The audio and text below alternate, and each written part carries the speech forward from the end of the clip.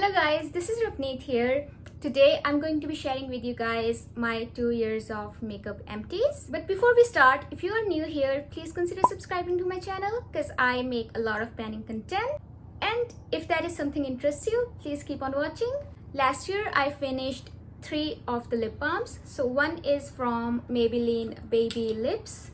It was super old and I finally got it done. And the next one is this lip balm from Lipsil. It doesn't have its banner on, but it is from Lipsil.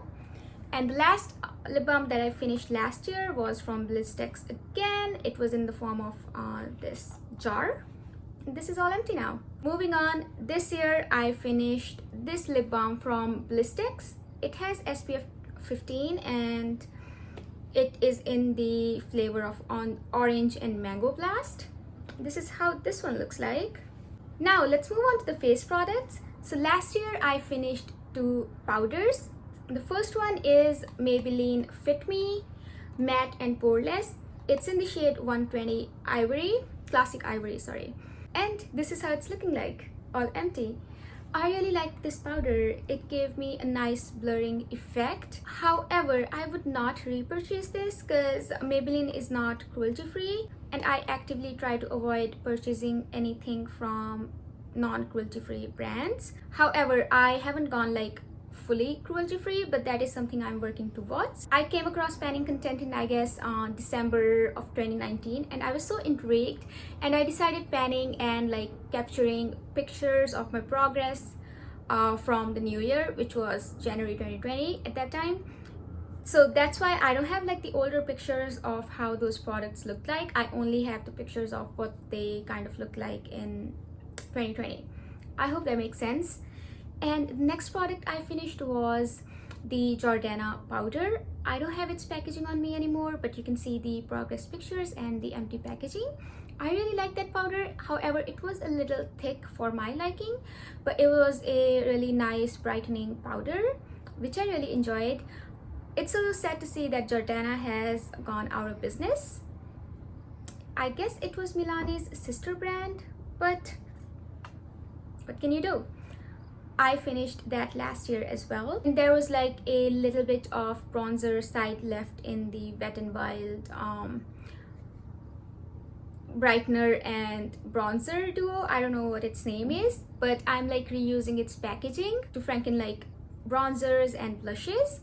But this is how it looked like last year, but I finished it in the beginning of last year and then I started like reusing its packaging for multiple purposes.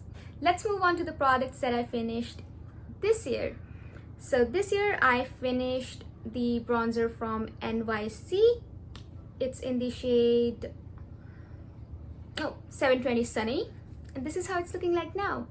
This was my first ever bronzer. It was super old, however it was a little worn for me. It was too orange. I still like used it and then I started frankening it and I finally was able to like finish it this year, which is exciting. And it's sad to see that this brand NYC has gone out of business as well. I remember like everyone used to rave about this bronzer on YouTube back in the day. I'm gonna tell you guys a weird story. So when I was in India, I hadn't moved to Canada like I guess 5 or 6 years ago. I was hunting for bronzers over there and it's so sad to see that they didn't have any bronzers. I mean, they didn't have any sort of bronzing market over there. I could not find a single bronzer. Like I searched local shops, I searched all the big brands. I mean, Sephora and my MAC weren't there at that point, I guess. Maybe they were, but not at the place where I lived. It's really sad to see their obsession with fair skin. So I went to a mall and they had this Revlon or L'Oreal stand or booth, whatever we call it. I asked the salesperson for bronzer. I'm like, I'm looking for a bronzer that's like, you know, a shade or like a couple shades deeper than my skin. And they were like, why do you want that? You know, you want a powder that's lighter than your skin. Like, no, I don't want that. I just want like some sort of warmth added to my skin and I just want to contour. And that guy gave me such a weird look. It's just so sad. It's so sad. Like, I think India banned the advertisements of fairness creams afterwards. But yeah, it's so sad to see the society's obsession with the fair skin. But now with YouTube being more popular, things have changed, and there's like more access to everyone, and brands are coming out with like a lot of different sort of shades for all skin tones. I'm just hoping to see that mindset of the society changes, you know, related to how they're defining the beauty. Okay, this conversation has gone like so serious, but those are all the face products that I finished. Hi, this is Editing Ravneet here. So I finished this bronzer from Wet n Wild in the shade Reserve Your Cabana. They call it bronzer, but it was highlighter for me. I finished it after I filmed this video, so that's why it wasn't included. There was just a tiny bit of the product left in here, and I'm also going to be inserting some progress pictures of this one. So this is my another powder empty, which is very exciting, as this was super old as well. I think it was 5 years old. Yes, it was 5 years old at this point, but I really enjoyed this product.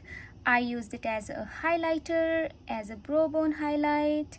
I also mixed it with other face powder to set under eye area, and it also gave me like a really nice glow, so I really loved using it in summer.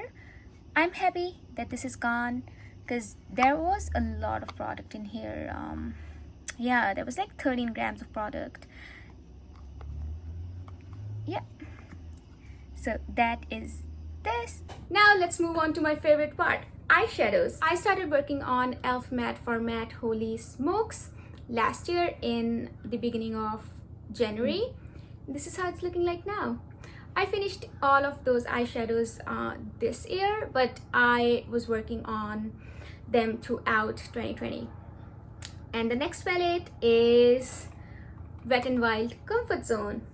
This is how it's looking like right now as well. I finished these palettes, I guess, May, June, July onwards. I think, yeah. And the third palette I finished this year was from Wet n Wild Color Icon range, and it was in the shade Petal Pusher. This is how it's looking like today as well. I recently finished the last shade in this palette in the beginning of August. If you guys are interested to follow the progress and more in-depth information on how I use them, I will be linking my videos down below. I've named them like Pan Those Palettes.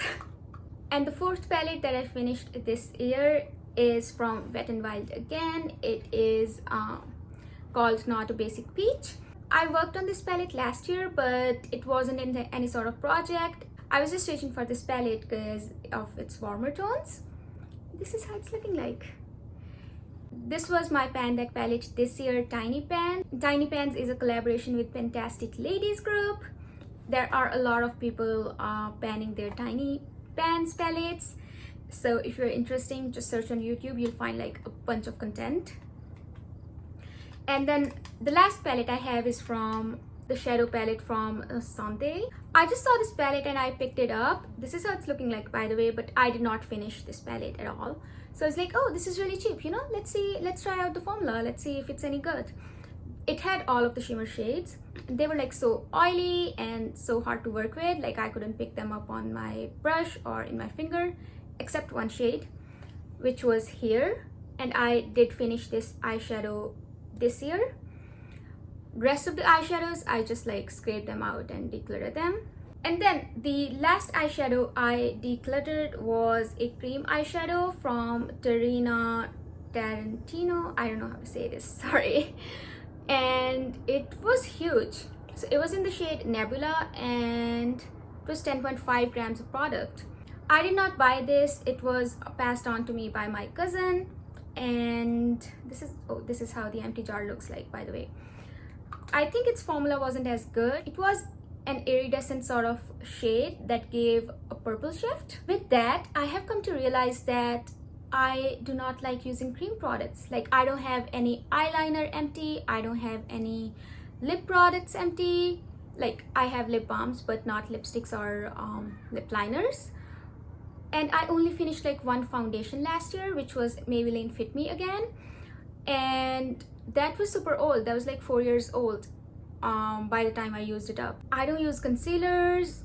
I just don't like, I guess, the feel of that. But yeah, this is like a really interesting point, because it wouldn't have occurred to me that I don't use my cream products as much as I use the powder products, because all of those empties are mostly powder, which is really interesting fact. I think in future project plans I should incorporate more of those kind of products that I don't use. Maybe I'll participate in Partners in Cream next year.